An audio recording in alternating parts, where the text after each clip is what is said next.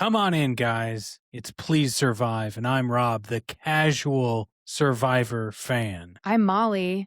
I am brand new to Survivor this season. It's my first season. I'm Jessica. I am the super fan. All I want to say is that I'm really kicking myself for leading this episode this week and not doing Mr. Beast's prayer hands. I'm Rob. Hello with my prayer hands. I think that he was perfect on the show this week. Just We can enough get for into it Jimmy. later. Yeah. And I think he's that's what he's good at.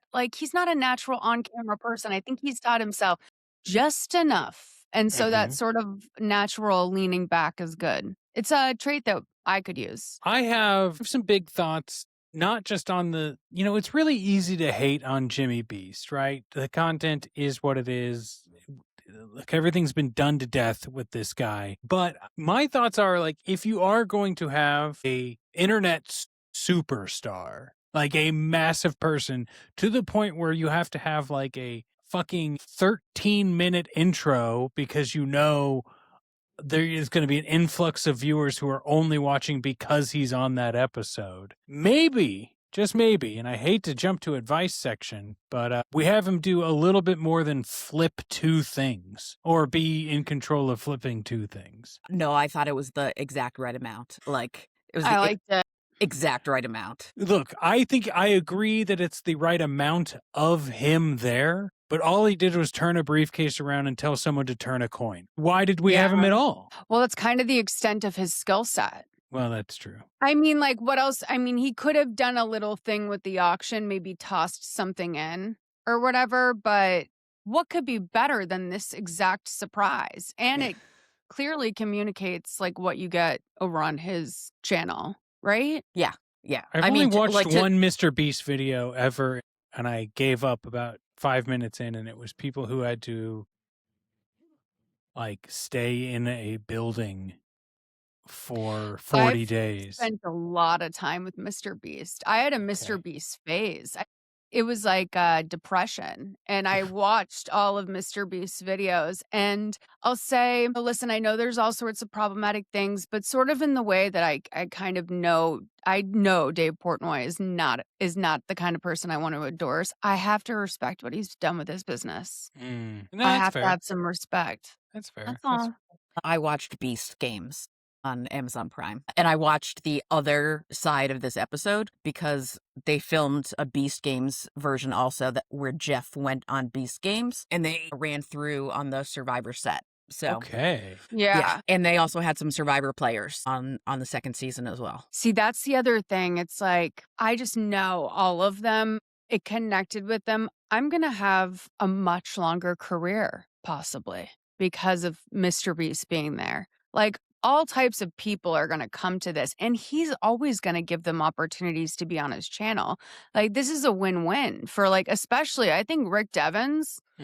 He's just entered a new chapter of his life, you know? Yeah, absolutely. And I think I've been a little timid of saying this full-throatedly, but I've always been a Rick Devens fan. I think that he is fun in the way that it's fun to watch Survivor. He's not always the perfect player. He doesn't always do the thing that I would think he should do on the show. But I think he's a showman for all of the right ways that you can be a showman. And the tribal today perfectly encapsulates what I want more people to do.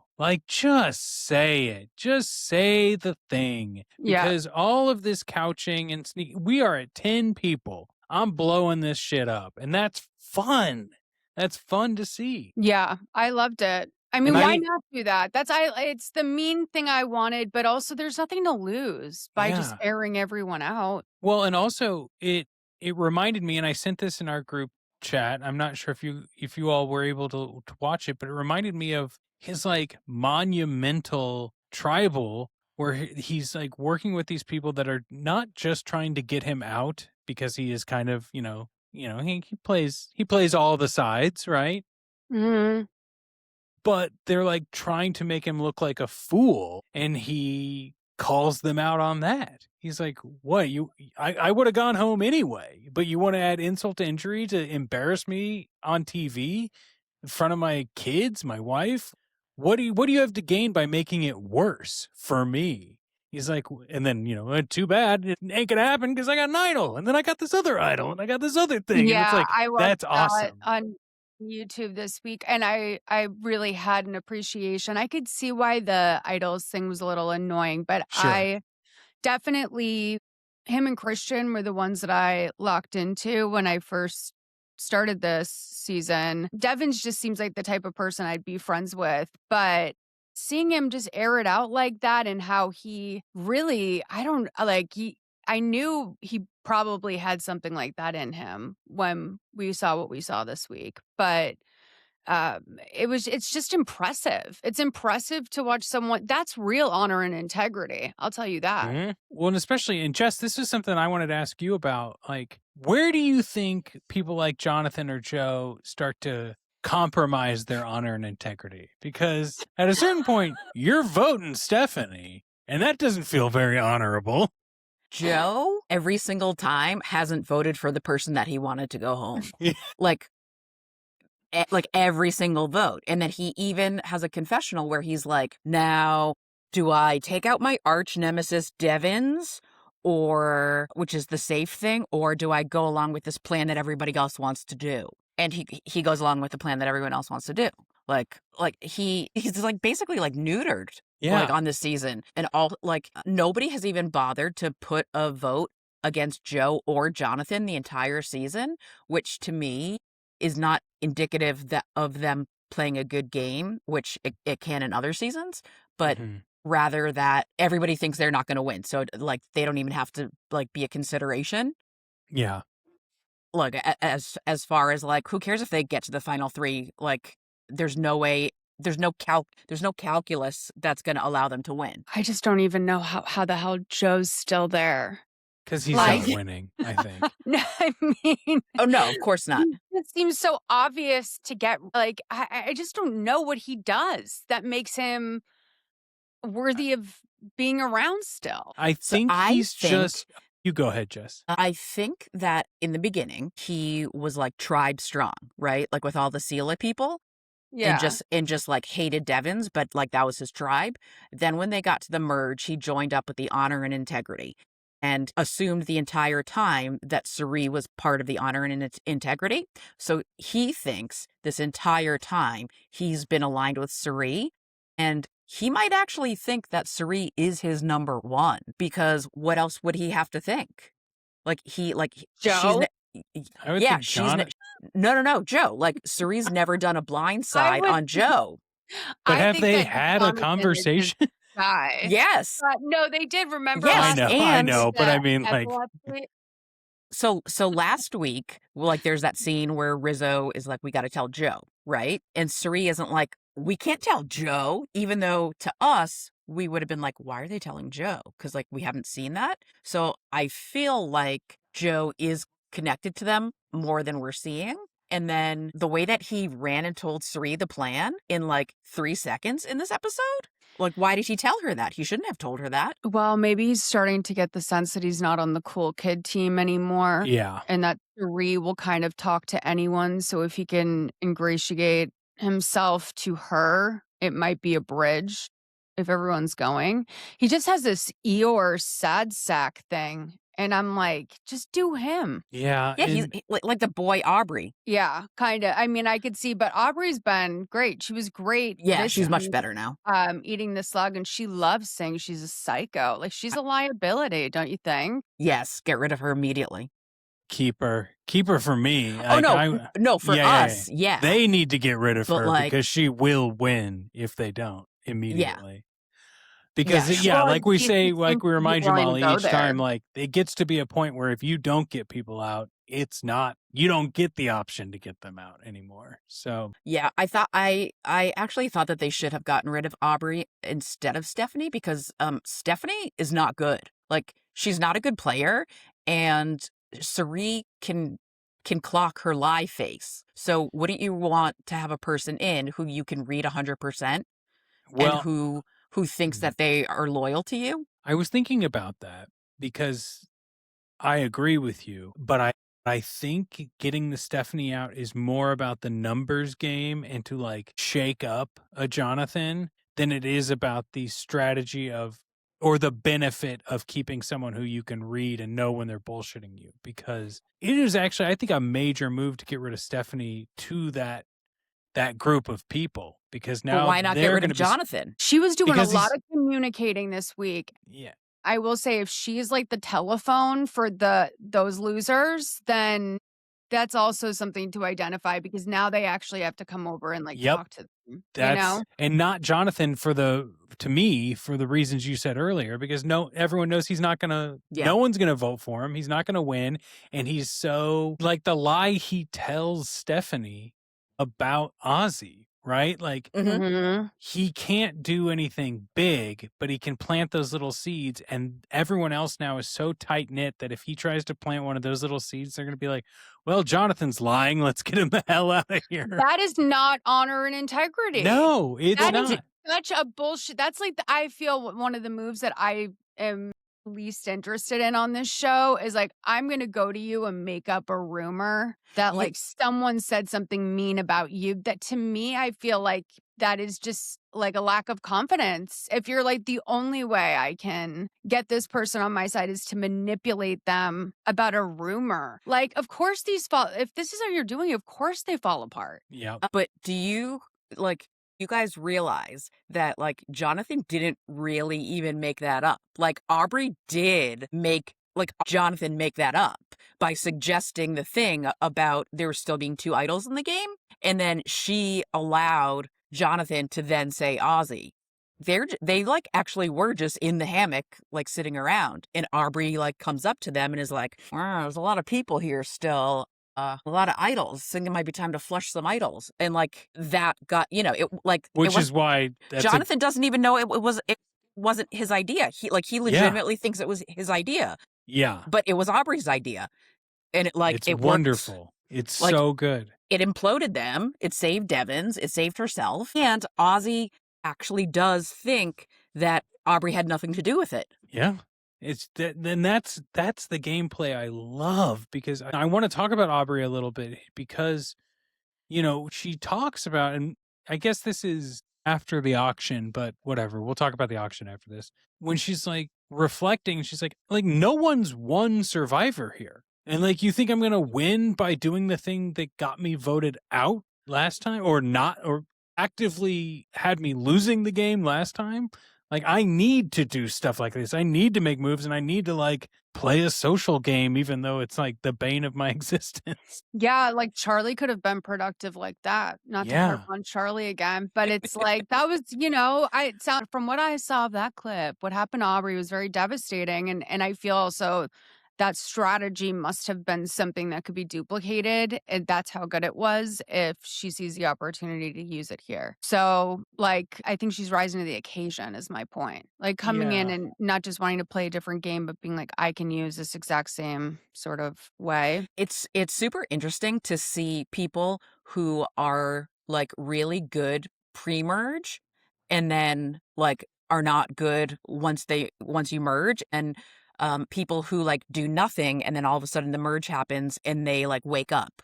And I feel like Aubrey is a post-merge player. Like she is always on the tip of the tongue to be like voted out early, and somehow they're just like, well, like forget about her.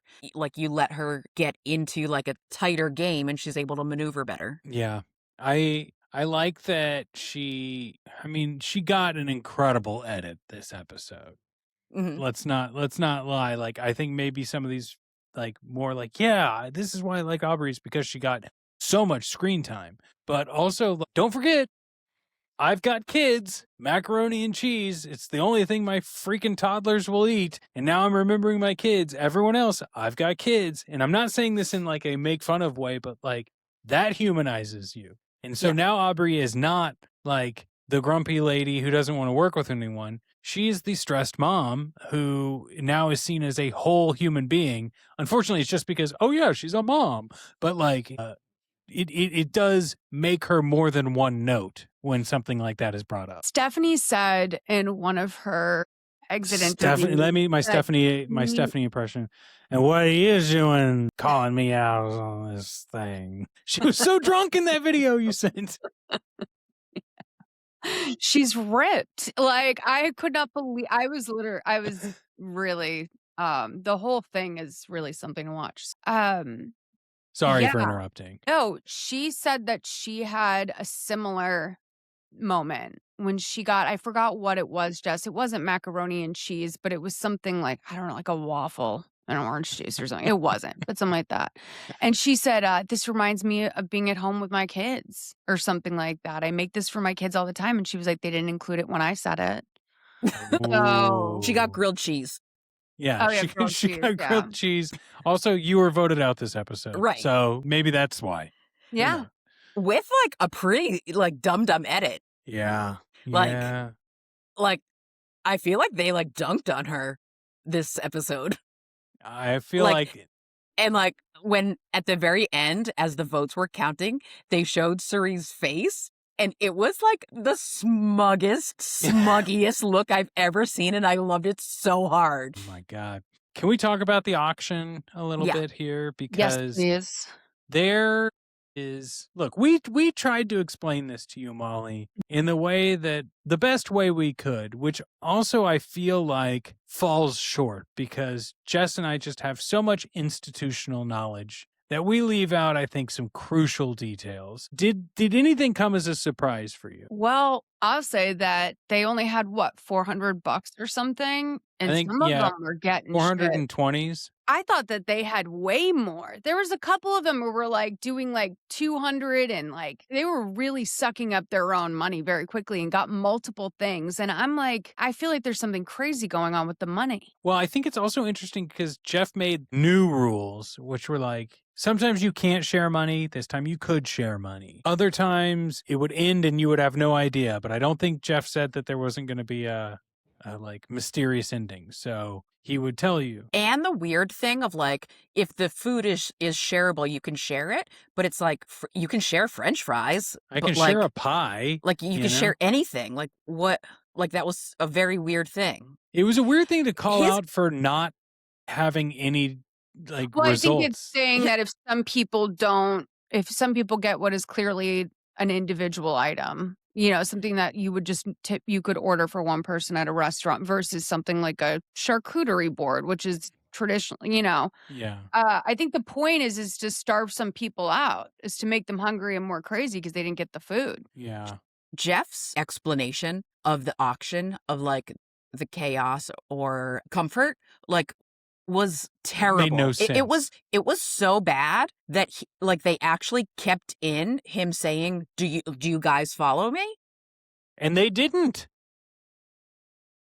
The first time that I watched it, I was like, are we watching a dress rehearsal? Like, what is happening? Like, this doesn't even seem like this is like the final cut of the episode. Like, I feel like I'm watching a rough cut here. Yeah, I Yeah. was really confused at like what that even meant. It just meant that like sometimes a meal would have a negative consequence and sometimes not. Right. Yeah. Cool. That doesn't sound any different than anything Any they've other ever auction. done, because this just meant every single item will have something that you'll want to eat. Some items might also have a fisheye. Right. You know, that's all it is.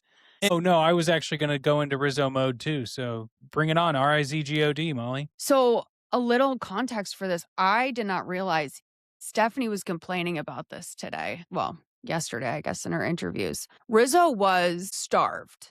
Like, and I'll agree, he looks like he's been abusing Ozempic as well. Like, I think he's somehow getting Ozempic on the island because he's not eating, he wouldn't eat the coconuts. And when he was getting stuff at the auction, he couldn't eat it. Like, he physically couldn't consume it without his stomach hurting. And he got a bunch of like protein stuff. Yeah, you got 2 chicken breasts.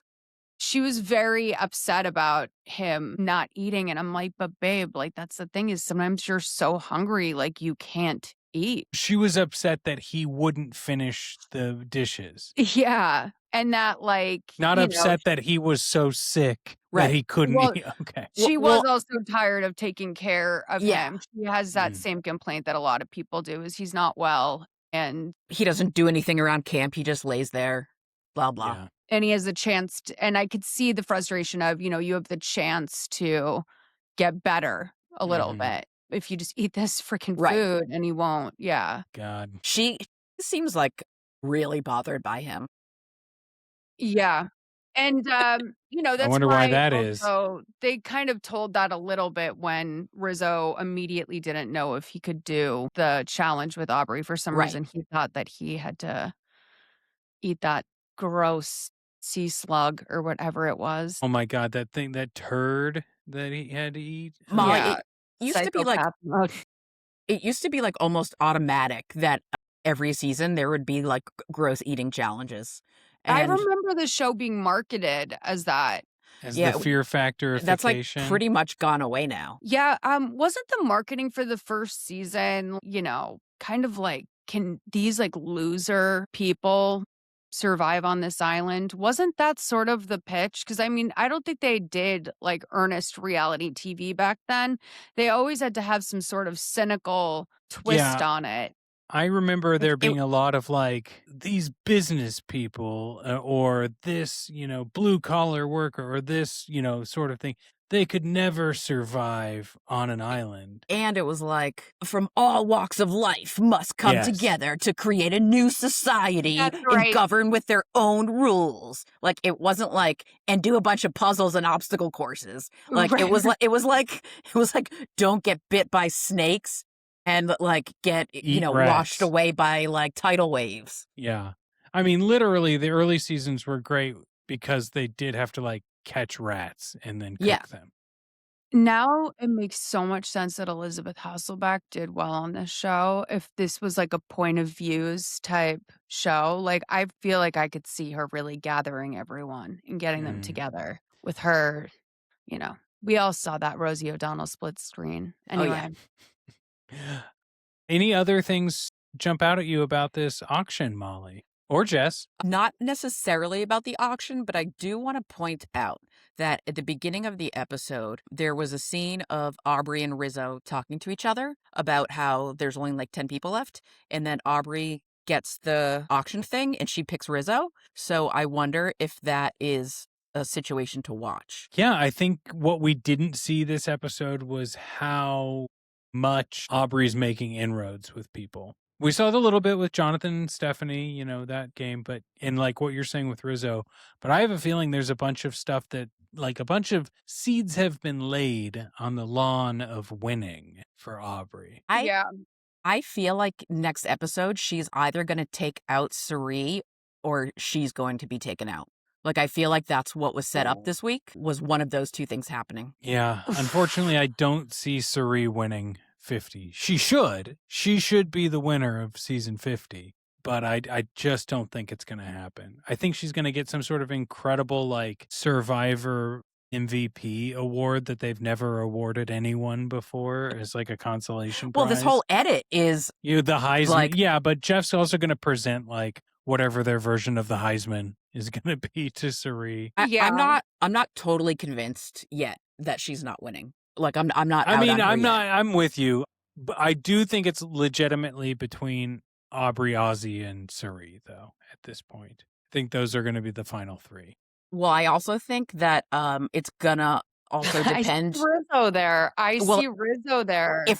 if like what Rizzo does, because if Rizzo stays with Suri, then that takes care of Aubrey. But if he swings to Aubrey, then they're going to go after Suri. And if Rizzo would he's- never. I don't. if- Actually, if he Rizzo- might. If Rizzo stays with Suri, then they have two idols, Suri's extra vote. And then the way that they've been talking about Ozzy breaking the immunity record, it's possible. Like Molly, there's a thing where at tribal, like if you're the immunity winner, you can go at tribal council and give your immunity necklace to somebody else. In theory, even though Ozzy can't play his idol on Suri, he could give her the immunity necklace. So say next Yes, week, yeah. say next week they hear wind of this Aubrey thing and they're like, we have no way to protect Suri. But if Ozzy has won immunity, they could be like, okay, like this is the week, let's go for broke. And Ozzy has his idol, Suri has the necklace, Rizzo has his idol, and they, that's how they protect her.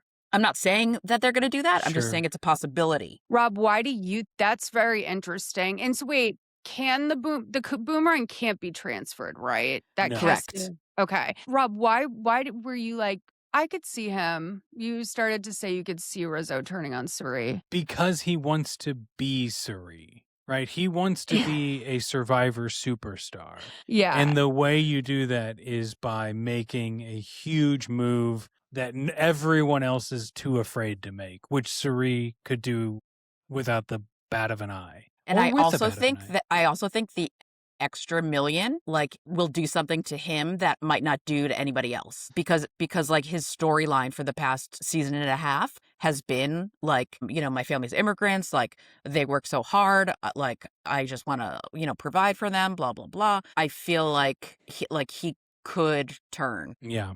Well, and he Could be knows interesting. he's such a student of the game that he knows that between him and Ozzy, Suri's going to will probably choose an old head over him. And I feel like he also knows that no one knows his gameplay. So if he's getting really close to them, they won't expect a sneak attack. Well, also, like, the only chance Rizzo would actually have to win the game is to take out Suri, because that's the only move that would be big enough that people on the jury would be like, okay, like, you did do something. Yeah. Yeah, you I slept loved every him single calling up day. Stephanie this week. Uh-huh. The way that he, like, tangles with some of these older people that I know he's watched on TV for so long, like when he fucking put Coach in his place. Uh-huh. And then this week was Stephanie at Tribal where he's like, that's bullshit. We all say names." Like, It Yeah. also was I great loved because that. he did that thing where he said her name to her, like, well, no offense, Stephanie, but, Yeah. and like, like really was like, I'm explicitly talking about you. Yeah. And then he's even Yeah. like, I don't respect people who are just saying bullshit. He's not saying, he's like, but it's like, we know that that's just not true because we're all here to play Survivor. I'm more inclined to respect Rick Devens because he's at least out here blowing up everyone's game and even saying he threw my name out because he knows that of course he's throwing out someone's name. And if he lied to me and it came back, that would be so stupid after blowing up everyone else's game. He's like, that's a respectful move. And I think it shook some of them to their core to be like, oh, Rizzo can play. What did you guys think about Devins saying to Rizzo when he said that came up as an option to vote and he entertained it? He's like, "Sorry, Rizzo." And I thought it was interesting that he was the only one he sort of apologized to for contemplating. And I thought, like, that's very interesting in terms of his positioning, I guess, in the game. I think it was more because that was a piece that hadn't been discussed yet. Like everyone's talking about the Stephanie and the Suri and the Aussie and stuff. And he's like, and I'm going to blow up. These people came to me about Suri and Aussie, and then we switched it to this, and then we were going to go to Steph. He's like, but I even threw out Rizzo. Sorry, Rizzo. And I think that's kind of like how it was. Sure. Okay. Yeah. Interesting. But I think it's also good. Like that's a move. You have to admit it's the hanging nail thing, right? You build a whole house. Oh, yeah, no, I don't have a problem with it. I Yeah. think that, like, once everything's out in the open and you don't have Yep. anything to hide, it's a really great way to neutralize yourself. Sure, like, is he gonna go back and have to start from scratch in some ways? Yeah, but, like, So is everyone else. you just made But- everyone $2 million. Devins can also One person. tell Suri, they said your name, but I got them to switch to Rizzo. And like, he's just laid the groundwork by admitting it in front of everybody. And so it's not even like he doesn't have to, like, if he tells her, like, if he brings it up now, it feels less manipulative, even though it's more manipulative, because it's I don't know. I feel like there's a way that he can finesse it to where admitting to wanting to get Rizzo out actually like engenders like a little bit more trust with them. That's kind of what I was also thinking was like, I thought it said something about like how Rick perceived maybe Rizzo's position in the game a little bit. And I also don't think that Devins like is targeting Suri right now because she's a shield for him. Yeah, absolutely. Also, just like, why would you? Like, it's a lot to tangle with.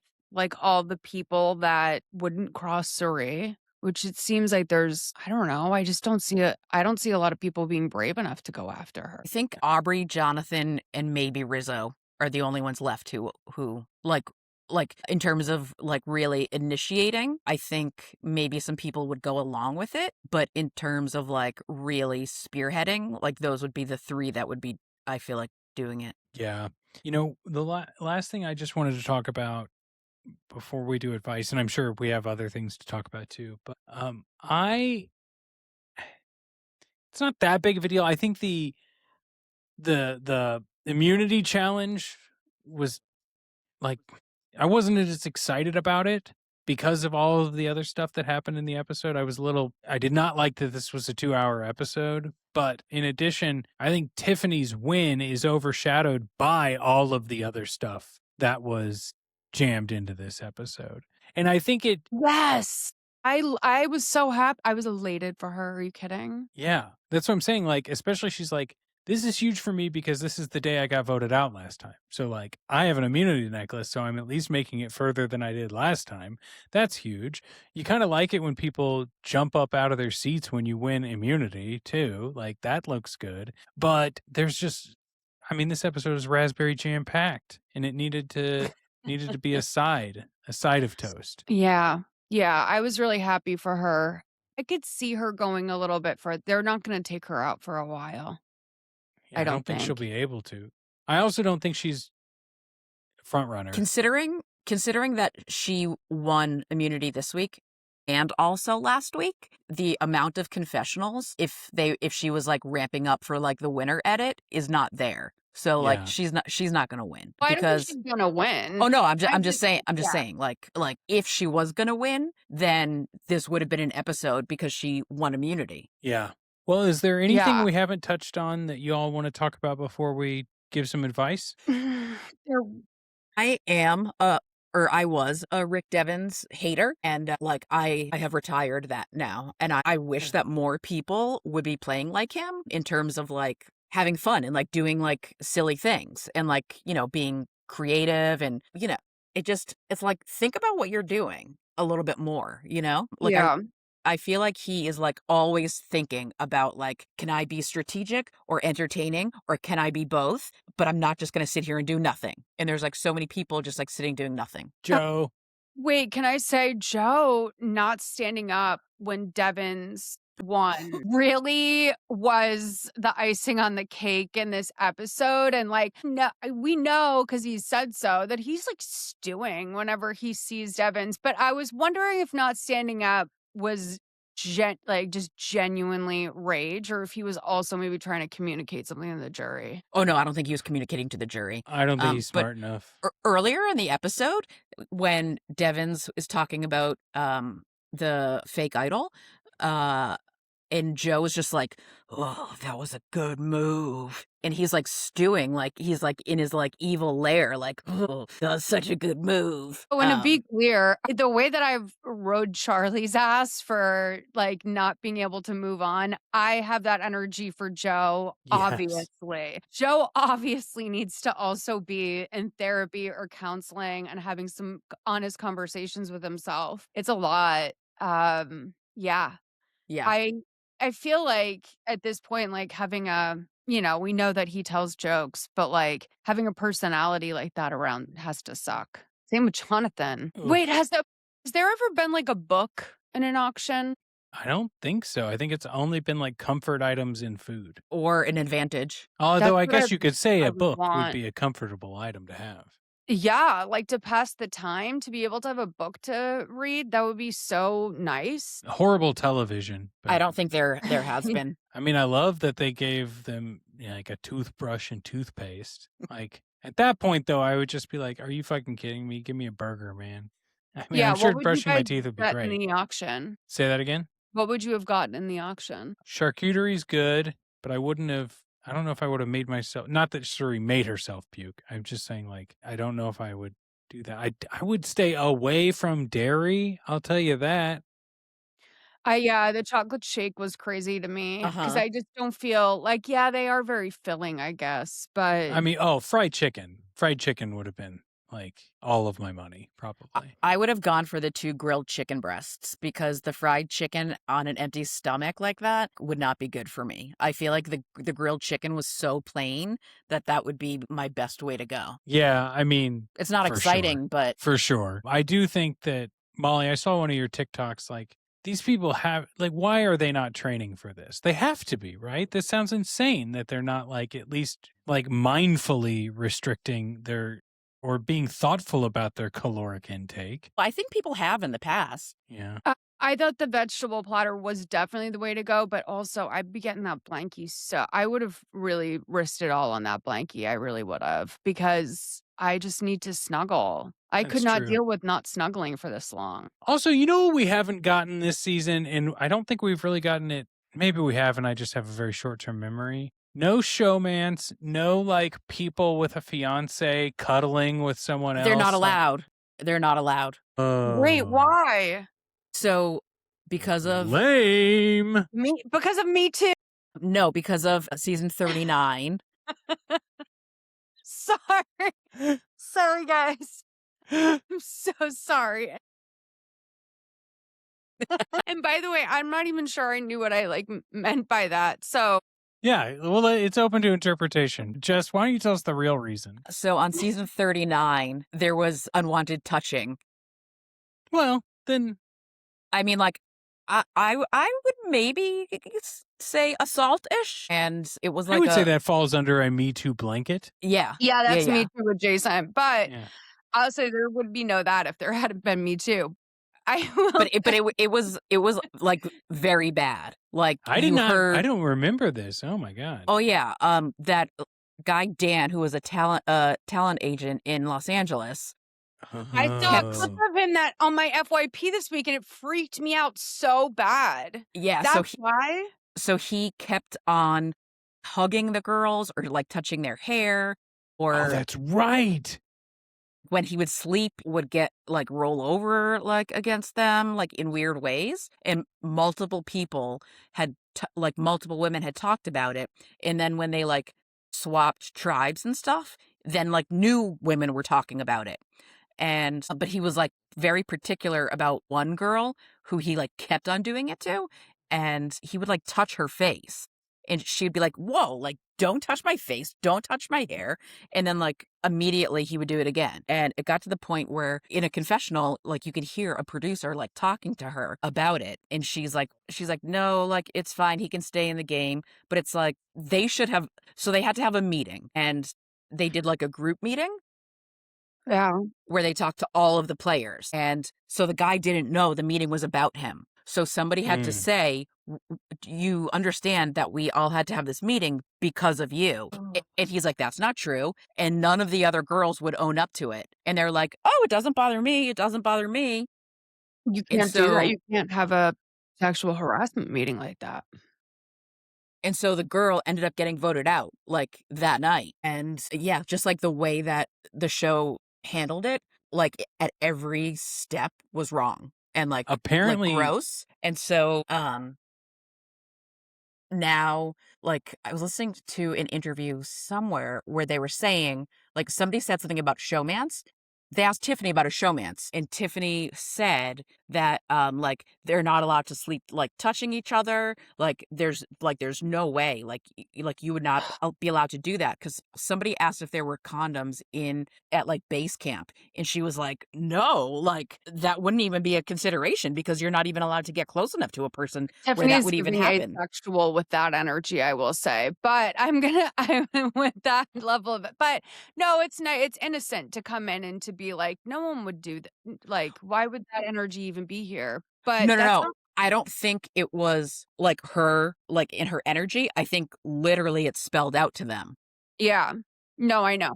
also, I your- looked this up. Her impression of it Sorry. looked like she was like appalled by the notion. Yeah. Well, I mean, just because they're dirty. Yeah. That's also true. Yeah. Like that's why it would be gross to me. Rob was going to say something. I did look up more on Dan, and not only is it all of these like ladies on the show, but the final incident was he did some unwanted touching to a crew member. Yes. And that's what was the final straw. Yeah. Wait, so this That's when they isn't kicked him off. So same season. So like the girl, they ended up voting the girl out. And then in the very next episode, he was like getting out of a boat or something. And he grabbed a crew member like in a He's like, inappropriate. oh, I'm falling. Yeah. In an inappropriate way. And they just like kicked him off. And he was like fighting back about it and was like, you're ruining my reputation.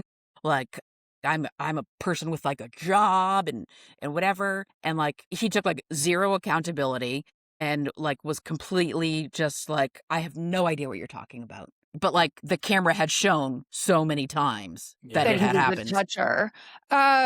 Okay, no, the clip I saw was of an executive producer who told a story on a podcast. He looked like a real fucking cokehead, and he kind of had like affliction energy, if you know what I mean. And he was talking about how he was on a season and he was fucking one of the contestants in the bushes. And he's now married to her, but he was saying that when production found out, he got fired, he ran into the jungle and he wanted to create an international manhunt for him so that, like, you know, he was so upset that he couldn't be with this woman anymore.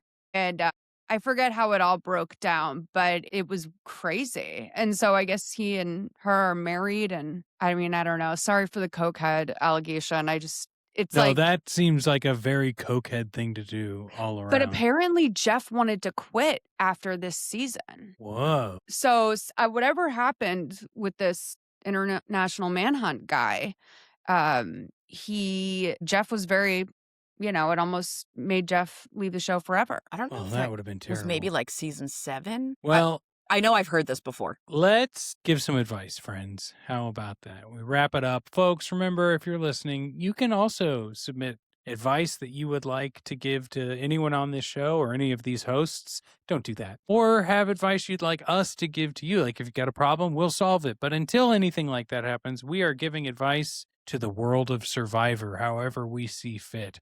Who would like to go first? I can go first this week. Go for it. My advice is for Jeff. The amount that Mr. Beast spoke in this episode is the amount that you should speak in this episode. Like the extra half an hour that we had on this episode was for Jeff to explain what we were watching. In the middle of Tribal Council, like he starts talking about cognitive distortion. You meant Jesus cognitive Christ. dissonance, dum-dum. You're not a scientist. Don't talk about dopamine. Don't try to explain like how the human brain works. Like I don't even understand what we're doing here. Like we're just talking about like social politics and voting people out. I don't need to hear about like how the human body works. This is so ridiculous. Also, like I just watched Tribal play out. Why are you talking about it? You know how on TV you can turn the subtitles on? And then, you know, there's also the other feature that's audio description for the hearing impaired, where instead of the subtitles, it's just a person being like, somebody walks to the door. They are opening the door. There is a bird inside.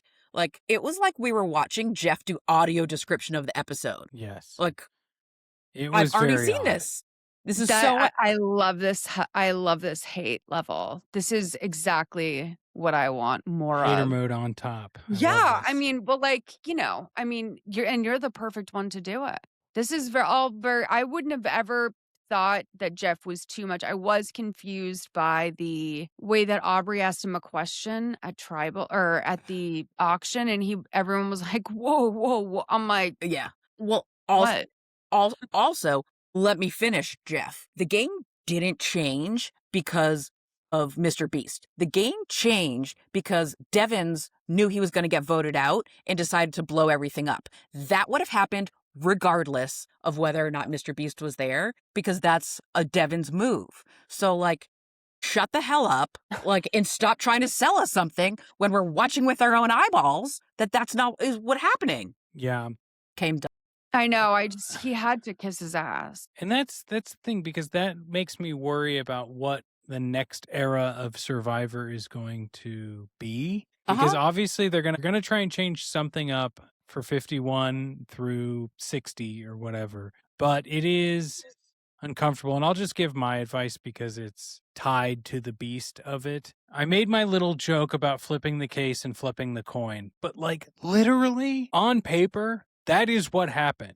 He flipped a case, opened the case, and the big twist is someone gets to flip a coin. At the end of the day, no matter what the results are, the game-changing super beware advantage is flipping a coin. That sucks. That sucks so much. Adding an extra million to the prize pot, that's cool. The idea of like, we won't vote if you lose this thing because you're just automatically going home. That's a good risk, I would say. Risk v reward.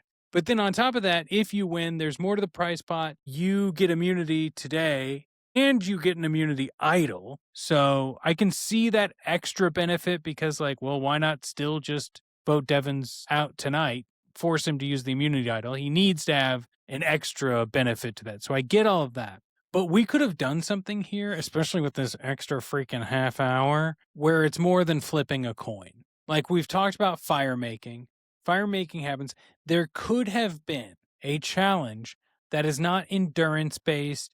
It is not standing on one foot or holding one arm above your head or balancing a ball. It could have been skill based. It could have been, I would hate to see another goddamn puzzle, but it could have been something like fire making. And you either build a fire that burns this thing out in a certain amount of time or you don't and you're out of here. And I think obviously it probably shouldn't be fire because they're going to do fire later on.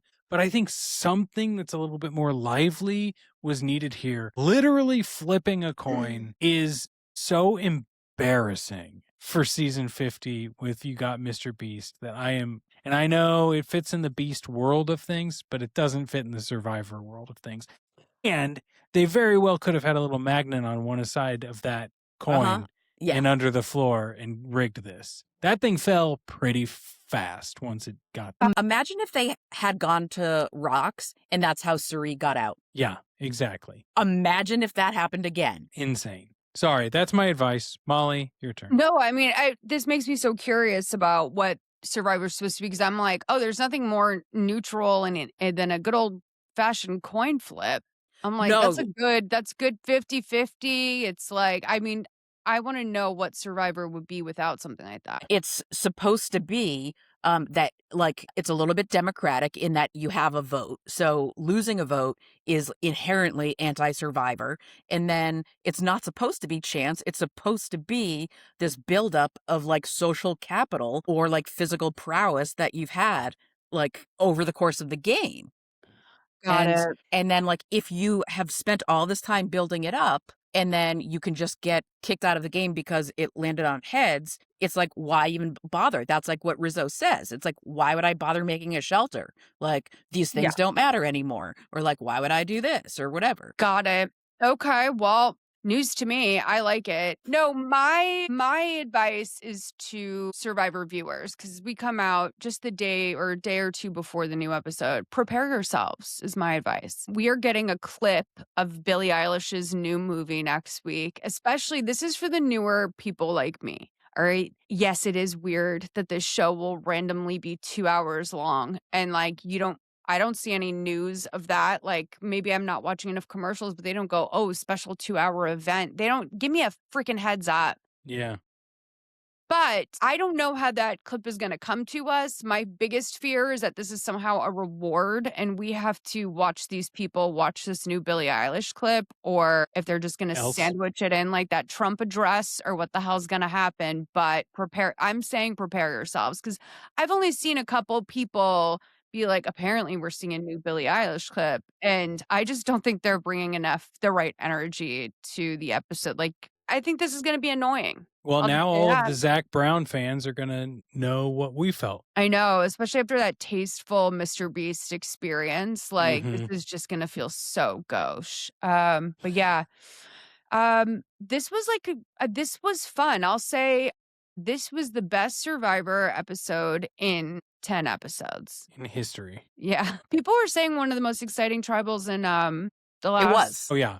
That was so much fun. Yeah. Okay, great. Well, you guys, we'll talk to you soon. But in the meantime, make sure you're subscribed. Send this to a friend if they're a survivor head of, any experience level. And if you want advice, email us. Did you say this, Rob? At contact at Plz Survive, plzsurvive.com. I And didn't, so this is perfect. follow us on and follow us on all social medias at Plz Survive, PLZ Survive Pod. Jess runs a great Insta, Twitter, or X, I don't know.